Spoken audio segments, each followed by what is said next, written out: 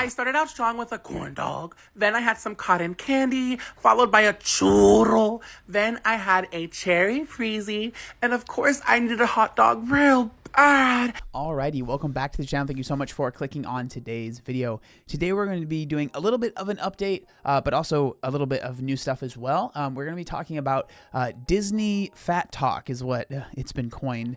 And kind of what this is an update for is a few months ago, maybe about a month ago, I did a video talking about the plus size park hoppers, who are a group of young ladies that do these reviews of different amusement parks, a lot of them Disney parks, some other different parks.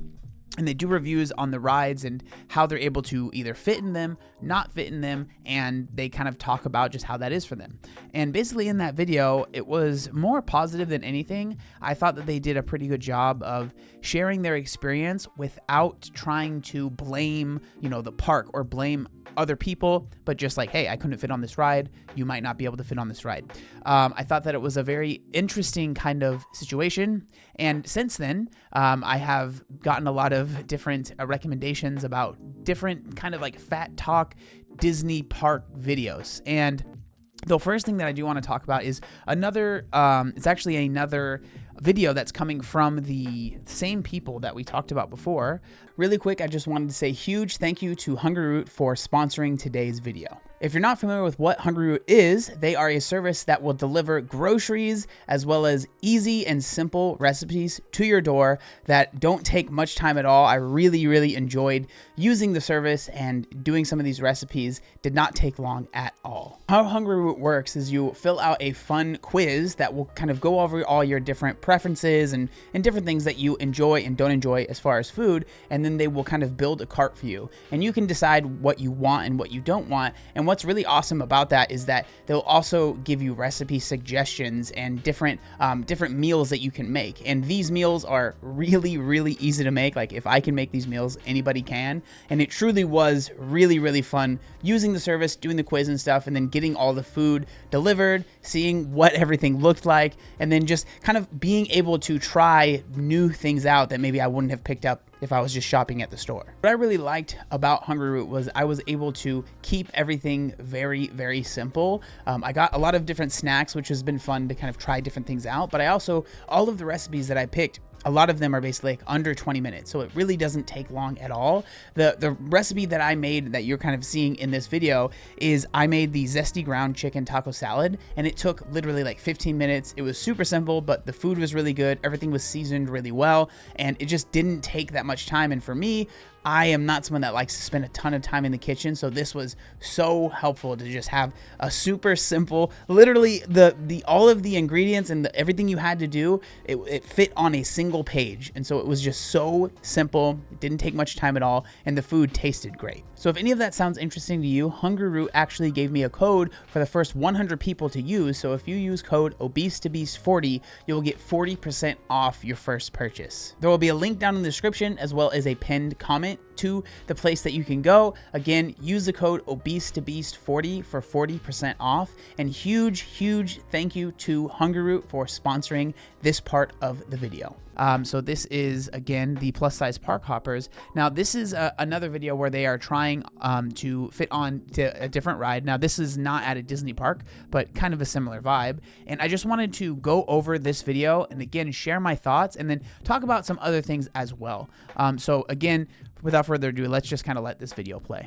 Have you been dying to ride Harry Potter and the Forbidden Journey at Universal's Islands of Adventure, but you weren't sure if you'd fit? Hey everyone, we're plus-size park hoppers, and we range in sizes from 2X to 5X. Make sure you like this video and follow us for more plus-size tips and tricks. On this ride, you enter through the castle gates and down the familiar passageways and corridors of Hogwarts. We highly recommend trying the test seats in the front of the ride. The ride vehicle consists of one row with several seats. The seats are molded, which can be uncomfortable if you have larger hips or thighs. The safety mechanism for this ride is a chest restraint. Katie in the blue skirt wears a size 3X top and 22 pants, and her hips are 65 inches. The team member was nice enough to help us with the test seat, but unfortunately, even with some pushing, Katie was not able to get the green light for this ride.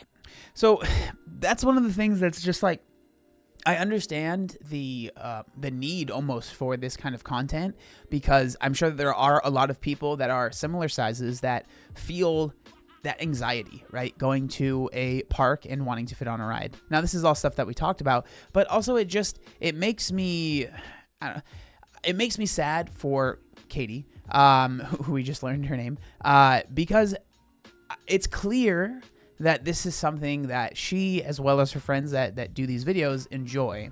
And I'm sure that regardless of how positive you are, I'm sure that it hurts, and it's probably frustrating. Maybe it doesn't hurt her feelings, but it has to at least feel frustrating when you are excited to go on a ride and you end up not being able to fit on it.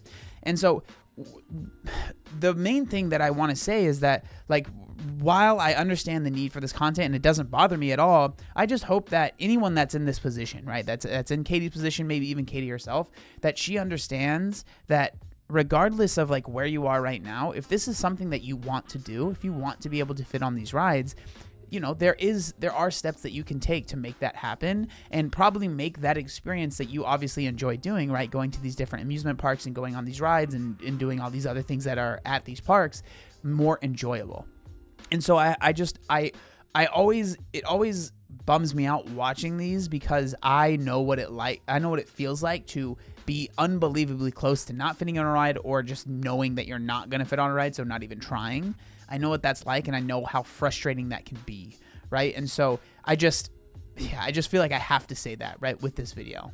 My name is Stephanie, and I am wearing the gray shorts. I wear a size 2X top and size 20 pants, and my hips are 60 inches. With some help from the team member, I was able to get the green light on this test seat. It definitely wasn't the most comfortable seat ever, but it wasn't the least comfortable at Universal either. I have been on this ride before, and it was pretty cool, especially if you're a Harry Potter fan. One thing to keep in mind is that there is a moving walkway to get into the ride vehicle, so you will have to situate yourself while the ride is moving. There is a non-moving transfer station as well if you do have trouble with moving walkways. This ride is very similar to Soarin' at Disney World in the way that you're looking at a screen while in a moving vehicle. If that's something that would give you motion sickness, this ride might not be for you. We hope that these tips help and that you enjoy your forbidden journey.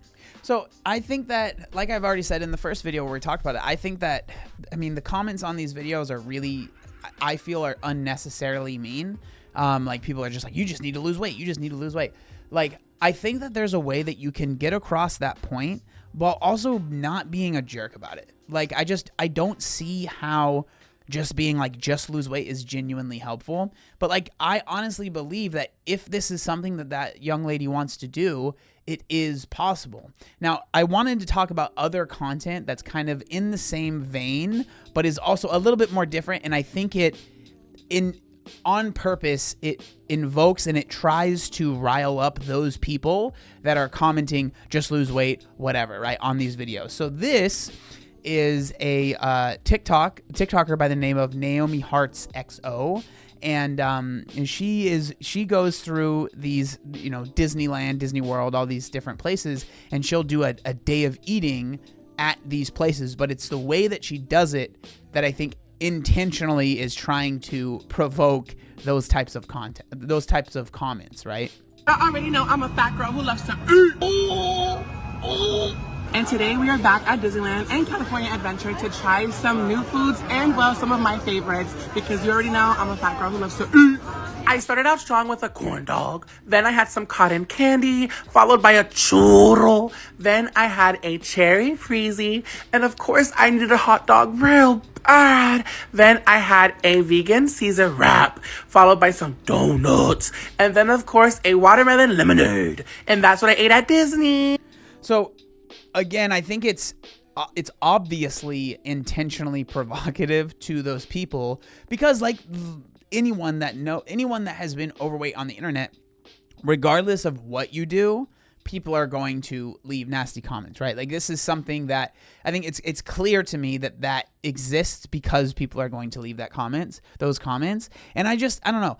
I personally, to be completely honest, and I hope this doesn't upset anyone, but just in general, the whole Disney adult thing is not something I can relate much to. It is not my cup of tea. I can't imagine something I can't imagine myself really wanting to go to Disney World or Disneyland more than maybe a couple times. Like, I'm sure it's fun every once in a while, but people that are like there all the time, that know all the different secrets and all the, it's just not for me. It's not for me, especially like, I mean, I think I could go with maybe my niece and nephew. I think that'd be fun. But as far as like by myself, there's just other things that I would rather do. But again, to each their own. Everyone's a little bit different. But again, this is another content creator that is very similar to what we just watched, but a little bit less provocative. But again, kind of similar kinds of things, right? Weeds at Disney World. Are you joking me? I've been waiting so long to film this video. Do not judge me the amount of money I spent either, because I'm at Disney World. I don't care. Started the day at Epcot and had this Acai 50th anniversary special drink and a big pink donut for breakfast. It was gorge. Truly best donut I've ever eaten. It was so big and I loved it. Then had this coconut passion fruit drink and it was so good. It tasted like a Solero. 10 out of 10. Then went to the Germany. It's so interesting watching these because like I can imagine, right, you're eating these and then walking around for the rest of the day, right? So like I personally feel like I would feel so terrible eating like a donut and a sugary drink and that being my breakfast to also walk around a ton during the day. I mean, this does not sound enjoyable to me personally. Pavilion and tried a marshmallow covered in Werther's Original. Oh my god, this marshmallow was stunning. Didn't know you can make a marshmallow taste this good. I actually didn't. Well done, Disney. We'll be probably buying another one before I leave. Then had a fruit pizza. Okay, I don't know if I like this actually. I'm not sure. It was watermelon with like a balsamic dressing, blueberries, and I'm not sure about the other fruit. I don't know what it was. Maybe tomato. And there was basil on it. Not sure. Back to the hotel for an hour and I had some taquitos. They're like these blue spicy things. Had some what? That is not how you say that. So I like Doritos rolled up. They're really good though. The rest of the evening I was in Magic Kingdom. I went to Cosmic Ray Starlight Cafe. I think that's what it's called. I had a burger. It was bog standard. It was a theme park burger. Do you know what I mean? It was okay. The chips were shit though. The spring rolls are the best thing. One of them was pastrami. I think it's this one was pastrami and this dip was gorge. And the other one was cheeseburger spring roll. A cheeseburger spring roll. Oh my god. That sounds pretty good, to be honest. That's what I ate today at Disney. If you like this video, follow me for more. I'm here all week.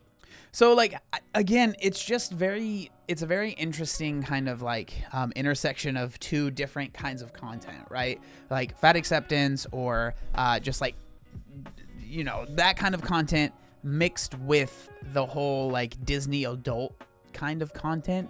It's very interesting. And I feel like it's just sad because like, you know, when I watched the plus size park hoppers, which was the first young women that we were watching, like I can understand why they're doing this and why why the content exists, and it honestly doesn't bother me at all. I feel like that it's probably pretty helpful for a lot of people, but I can tell that, and like the through line that I'm trying to show here is that even though they're doing that, they receive so many nasty comments, and so because of that, you get people making content like the last two young ladies that we watched, where it is intentionally provocative, knowing that they are going to be getting these negative comments, so leaning into it, because on the internet, the best thing you can do to get comments and to get exposure is be provocative, right?